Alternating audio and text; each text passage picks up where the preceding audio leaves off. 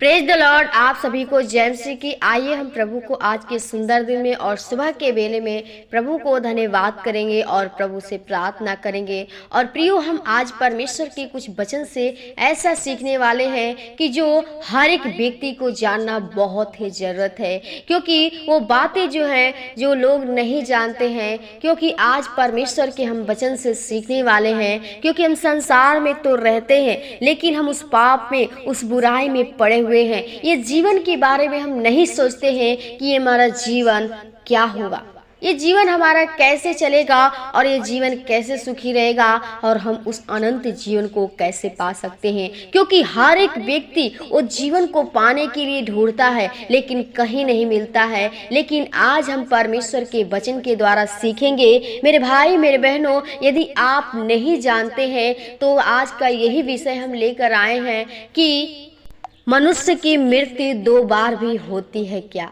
तो आज हम परमेश्वर के वचनों के द्वारा सीखेंगे।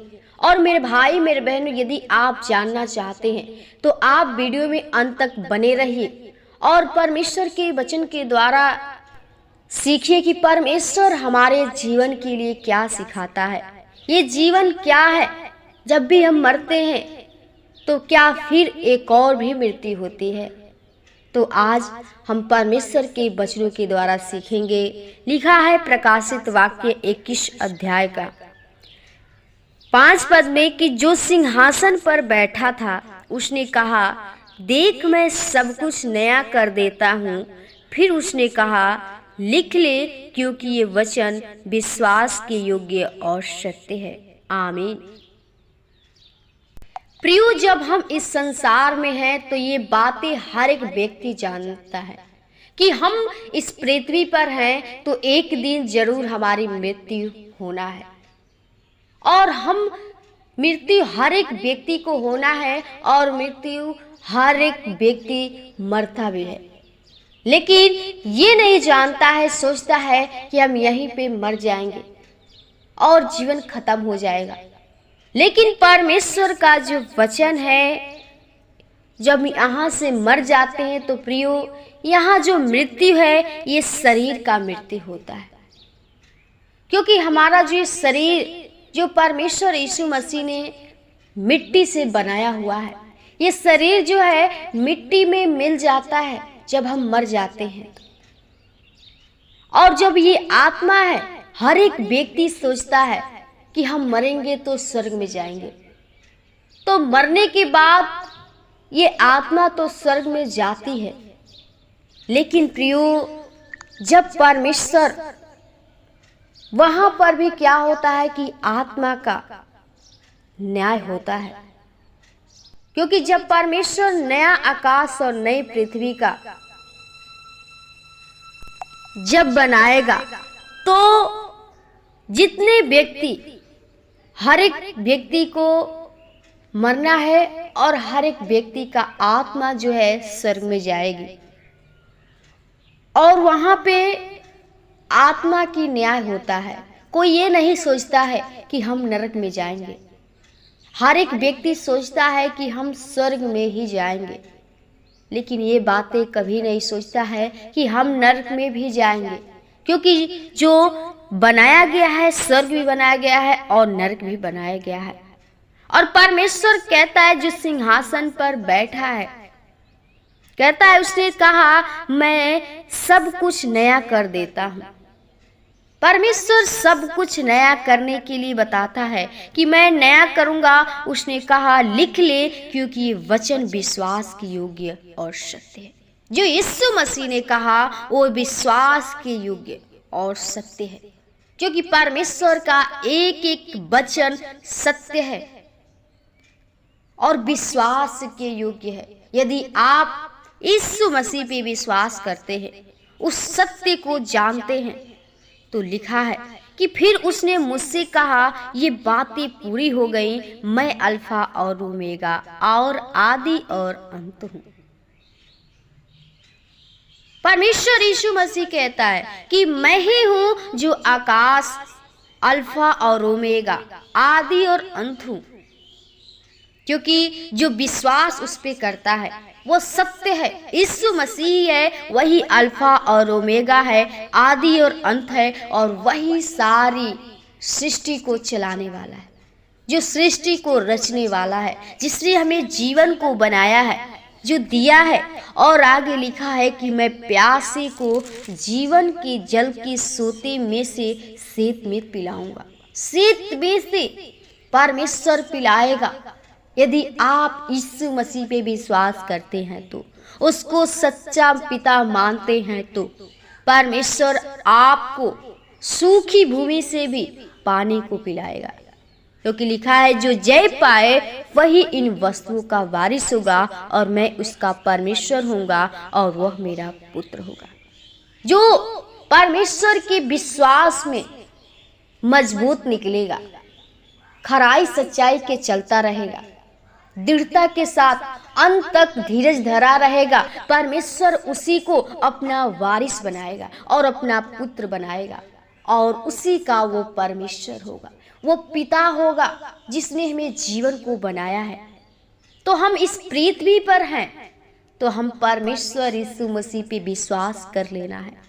इस आत्मा को बचाना है, अनंत जीवन पाना है, तो हमें यीशु मसीह पे विश्वास करना है, उस सत्य को जानना है। क्योंकि आगे और लिखा है कि परंतु डरपोकों और अविश्वासियों और घिनौनों और हत्यारों और व्यभिचारियों और टुनहों और मूर्ति पूजकों और सब झूठों का भाग उस झील में मिलेगा जो आग और गंधक से जलती रहती है, और यह दूसरी मृत्यु है। आमीन। परमेश्वर उन लोगों के लिए कहता है जो डरपोके हैं, अविश्वासी हैं, जो घिनौने कार्य करते हैं, हत्या करते हैं, व्यभिचार करते हैं, जो मूर्ति पूजक है और झूठे लोग हैं। ये जितने लोग व्यभिचार पाप जितने घिनौने काम को करते हैं, कहता है उस आग और गंधक की झील में जलती रहती है। मेरे भाई मेरे बहनों, यदि हम यीशु मसीह की आज्ञा के अनुसार नहीं चलेंगे, हम उस पाप में रहेंगे, उस दूसरे का हत्या करेंगे, मूर्ति पूजा करेंगे, तो जीवन को परमेश्वर आत्मा को नाश कर देगा और हमें नरक में डालेगा। और वहीं पे न्याय होगा कि जो असली मृत्यु है वो दूसरी मृत्यु आत्मा का है। जब ये आत्मा मर जाएगी तो कुछ भी नहीं बचेगा। तो प्रियो, यदि आप इस आत्मा को बचाना चाहते हैं, इस शरीर की लालसा न करिए। शरीर को तो मिट्टी में मिलना ही है, इस आत्मा को बचाइए, क्योंकि जो आत्मा है सबसे बड़ी बात है। ये आत्मा जो है हम बोलते हैं ये हमारी आत्मा है। तो आप उस दूसरी मृत्यु से, उस नरक से बचाइए। परमेश्वर आपको अनंत जीवन देने के लिए आया है। वो कहा है क्योंकि परमेश्वर ने जगत से ऐसा प्रेम किया कि उसने अपना इकलौता पुत्र दे दिया, ताकि जो कोई इस पे विश्वास करे वह नाश न हो परंतु अनंत जीवन पाए। हालेलुया। परमेश्वर ने अपने पुत्र यीशु मसीह को हमारे लिए भेज दिया है और हमारे लिए दुख सहा है, और यदि आप उस पे विश्वास कर लेते हैं तो उस अनंत जीवन का भागी हो चुके हैं। हालेलुया। तो मेरे भाई मेरे बहनों, आप यीशु मसीह को विश्वास करिए, उसको सत्य मानिए। वही एक स्वर्ग का राज्य है, वही हमें स्वर्ग का मार्ग है, जो आपको स्वर्ग में प्रवेश करने का अवसर देता है, जीवन देता है। क्योंकि वही एक पिता यीशु मसीह है जो स्वर्ग का द्वार है। क्योंकि परमेश्वर यीशु मसीह कहता है कि मार्ग सत्य जीवन मैं ही हूँ, बिना मेरे द्वारा कोई पिता के पास नहीं पहुँच सकता। तो आप परमेश्वर के बताए हुए वचन के अनुसार चलिए, उसके मार्ग के अनुसार चलिए। परमेश्वर आपके जीवन में अद्भुत कार्य को दिखाएंगे, परमेश्वर आपकी रक्षा रखवाली करेंगे और आपको अनंत जीवन देंगे और सुख शांति आनंद देंगे। तो प्रियो, वचन को यही विराम करेंगे और आइए हम प्रभु से इस सुबह के लिए प्रार्थना करेंगे। हर एक व्यक्ति के जीवन को आत्मा को बचाए। ओ राजाओं के राजा, ओ सृष्टिकर्ता, उद्धारकर्ता, जीवित अनुग्रहकारी दयालु पिता, हम प्रभु बड़े निम्रता और दीनता के साथ तेरे महान चरणों में आते प्रभु जी। आज के सुंदर दिन में सुबह के बेले में प्रभु जो तूने आज का वचन से हम लोग को उत्साहित किया, हम चाहते हर एक व्यक्ति के अंदर प्रभु आज का वचन प्रभु, हर एक व्यक्ति जो भाई बहन सुन रहे हैं प्रभु जी, हर एक व्यक्ति के जीवन में तेरा वचन कार्य कर सके प्रभु जी। ओ तेरे विश्वास के योग्य बन सके प्रभु जी, तेरे सत्य को जान सके प्रभु। ओ जो पाप में पड़े हुए प्रभु जी, वो चोरी हत्या डाक क्रोध में पड़े हुए प्रभु, उनका जीवन में नाश हो रहा है प्रभु जी। ओ हम चाहते प्रभु उस पाप से, उस व्यभिचार से प्रभु जी, उनके आत्मा को, उनके जीवन को तू बचा प्रभु जी, ताकि हर एक व्यक्ति प्रभु जी मिलकर तेरे राज्य के लिए प्रभु हम लोग महिमा का कारण बन सके प्रभु जी। हर एक के जीवन को तू, आत्मा को बचा प्रभु जी, क्योंकि तू न्यायी परमेश्वर है, तू ही आदि अंत अल्फा ओमेगा, तू ही है खुदा। हम चाहते हर एक के जीवन को तू बचा प्रभु जी, क्योंकि प्रभु तुम्हें जीवन देने के लिए आया है। उस स्वर्ग को छोड़ के इस धरती पे आया ताकि हम लोग अनंत जीवन पा सके खुदा। हम चाहते प्रभु हर एक लोग का जो विश्वास है दृढ़ हो सके, मजबूत हो सके और तेरे भय में, तेरे अनुग्रह में चल सके खुदा। हर एक परिजनों को आपके हाथों में थे प्रभु जी, आज के इस दिन को आपके हाथों में थे प्रभु। जो भी हम लोग कार्य को करते, कार्य में हमारी सहायता, मदद, अगुवाई तेरे पवित्र आत्मा होने पाए। हर एक को बुद्धि ज्ञान समझ से भरपूर करिए, हर एक को प्रभु अपने वचन के अनुसार चला, ताकि हर एक व्यक्ति तेरी व्यवस्था के अनुसार अपने जीवन को बिता सके। हर एक परिजनों को आपके हाथों में थे, आज के इस दिन को आपके हाथों में थे। धन्यवाद के साथ विनती प्रार्थना यीशु के नाम से मांगते हैं, आमीन आमीन।